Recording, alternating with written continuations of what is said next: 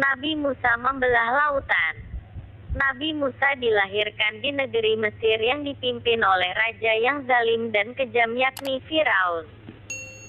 Selama pemerintahannya, Firaun dikenal senang memperbudak kaumnya dan menindas mereka yang tak lain adalah Bani Israel. Suatu ketika, Firaun bermimpi bahwa ada sebuah api yang datang dari Baitul Maqdis lalu membakar negeri Mesir. Namun, di dalam mimpinya ini rumah-rumah Bani Israel tidak ikut terbakar dan mereka pun selamat. Merasa takut akan mimpinya, Firaun pun menanyakan mimpi ini kepada peramal dan penyihir yang dipanggil oleh Firaun. Para peramal dan penyihir lantas mengatakan pada Firaun bahwa akan ada seorang anak laki-laki yang lahir dari kaum Bani Israel dan menghancurkan Firaun. Mendengar penjelasan dari peramal dan penyihir ini, Firaun pun mengutus tentaranya untuk menyembelih setiap anak laki-laki yang lahir dari kaum Bani Israel. Di saat yang bersamaan, Nabi Musa yang ibunya juga berasal dari kaum Bani Israel lahir. Namun Allah memberikan ilham kepada Musa dan menyuruh sang ibu memasukkan Musa ke dalam peti lalu menghanyutkannya ke sungai saat tentara Firaun datang. Dan kami ilhamkan kepada ibu Musa, susuilah dia, dan apabila kamu khawatir terhadapnya maka jatuhkanlah dia ke sungai Nil. Dan janganlah kamu khawatir dan janganlah pula bersedih hati, karena sesungguhnya kami akan mengembalikannya kepadamu dan menjadikannya salah seorang dari para rasul. Saat dihanyutkan di sungai ini, Asyah istri Firaun menemukan bayi Musa. Wanita mulia itu pun lantas membawa Musa ke istana dan meminta izin kepada Firaun agar ia diperbolehkan menjaga serta merawat Musa. Ia adalah penyejuk mata hati bagiku dan bagimu. Janganlah kamu membunuhnya. Mudah-mudahan ia bermanfaat kepada kita atau kita mengambilnya sebagai anak. Melihat sang istri mengiba dengan penuh ketulusan padanya, Firaun mengizinkan Asyah merawat dan menjaga Musa. Ketika dirawat oleh Asyah ini, Asyah berpikir bahwa bayi Musa sangat perlu alaihi salam. Ia pun lantas mencari ibu untuk menyusui Musa. Namun, janji Allah untuk mempertemukan kembali sang ibu kandung dengannya sungguhan terjadi. Bayi Musa menolak semua ibu yang hendak menyusuinya dan datanglah ibu Musa yang sesungguhnya. Musa hanya mau menyusu dengan ibu kandungnya. Hari demi hari, Musa tumbuh dan berkembang menjadi seorang pria dewasa yang gagah lagi berani. Ia juga tumbuh menjadi pribadi yang memiliki banyak mukjizat dalam dirinya. Suatu hari, ia melihat seorang asli Mesir sedang menindas kaum Bani Israel. Musa pun membela orang Bani Israel dengan tujuan kebaikan. Tapi, orang Mesir yang menindas orang Bani Israel meninggal dunia di tangannya meski sebenarnya Musa tak pernah berniat membunuh orang Mesir tersebut. Melihat orang Mesir meninggal dunia, Musa pun ketakutan dan ia memilih untuk meninggalkan Mesir. Kemudian Nabi Musa pun pergi meninggalkan Mesir dalam keadaan takut kalau ada yang menangkapnya sambil berdoa kepada Allah agar diselamatkan dari orang-orang yang zalim. Nabi Musa pun pergi ke suatu tempat yang disebut sebagai Madian.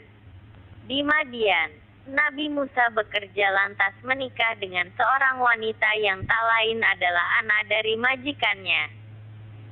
Setelah menikah, Nabi Musa kembali ke Mesir. Di Mesir, Nabi Musa diangkat menjadi nabi dan ia menyelamatkan kaumnya dari kezaliman Firaun. Musa diangkat jadi nabi, ia selamatkan kaumnya dari kezaliman Firaun. Kembalinya Nabi Musa ke Mesir, ia pun semakin bertawakal kepada Allah dan beriman hanya kepada Allah pula. Nabi Musa beribadah dengan khusyuk dan mengingatkan orang-orang agar tidak menyembah berhala ataupun menyembah Firaun. Nabi Musa yang sangat mulia di hadapan Allah pun lantas menerima wahyu dan menerima kitab Allah yang tak lain adalah kitab Taurat. Beliau juga memerangi setiap kezaliman yang ada di Mesir. Atas kebaikan dan kemuliaan hatinya, Musa pun diangkat nabi oleh Allah dan ia bertugas untuk menjadi imam serta pemimpin bagi kaum Bani Israel. Melihat Musa yang hebat dan mulia, Fir'aun pun semakin murka. Ia menugaskan bala tentaranya untuk membunuh Nabi Musa.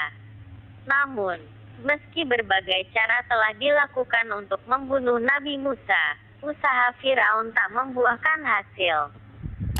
Raja zalim dan kejam ini pun semakin murka. Ia lantas memerintah pasukannya untuk melakukan pengejaran terhadap Nabi Musa dan kaumnya untuk menangkapnya dan Firaun akan membunuhnya dengan tangannya sendiri. Nabi Musa dan kaumnya yang merasa takut juga terkepung, lantas melarikan diri hingga dekat Pantai Merah. Pelarian ini dilakukan tentu bukan tanpa alasan. Allah telah memerintahkan Nabi Musa untuk membawa kaumnya ke tepi pantai Laut Merah dan dari sinilah mereka semua bisa selamat. Dengan izin Allah dan kebesaran Allah, Laut Merah pun terbelah dan Nabi Musa beserta kaumnya bisa menyeberangi lautan yang terbelah dan selamat. Dalam surat Taha diceritakan, dan sesungguhnya kamu wahyukan kepada Musa, pergilah kamu dengan hamba-hambaku, Bani Israel, di malam hari, maka buatlah untuk mereka jalan yang kering di laut itu. Kamu tidak perlu khawatir akan tersusul dan tidak perlu takut akan tenggelam. Sementara Nabi Musa dan kaum Bani Israel selamat, Firaun juga para bala tentaranya yang sedang melakukan pengejaran kepada Nabi Musa ditenggelamkan oleh Allah di dasar laut. Laut yang semula terbelah dan kering lalu kembali dipenuhi air laut dan Firaun pun meninggal dunia di sini. Masih dalam surat Taha diceritakan, maka Firaun dan bala tentaranya mengejar mereka, lalu mereka ditutup oleh laut yang menenggelamkan mereka. Di Al-Quran diceritakan bahwa untuk membelah lautan, Allah memerintahkan Musa menggunakan tongkat saktinya untuk memukul lautan. Saat lautan tersebut telah dipukul, maka tersibaklah lautan dan terciptalah jalan kering di tengahnya. Maka Firaun dan bala tentaranya dapat menyusul mereka di waktu matahari terbit. Maka setelah kedua golongan itu saling melihat, berkatalah pengikut-pengikut Musa, sesungguhnya kita benar-benar akan tersusul. Sesungguhnya Tuhanku besertaku, kelak dia akan memberi petunjuk kepadaku. Lalu kami wahyukan kepada Musa, pukullah lautan itu dengan tongkatmu. Maka terbelahlah lautan itu, tiap-tiap belahan itu adalah seperti golongan yang lain. Dan kami selamatkan Musa dan orang-orang besertanya semuanya. Dan kami tenggelamkan golongan yang lain itu. Sesungguhnya yang demikian itu benar-benar merupakan suatu tanda besar, mukjizat, dan kebanyakan mereka tidak beriman. Sesungguhnya, Tuhanmu benar-benar dialah yang maha perkasa lagi maha penyayang.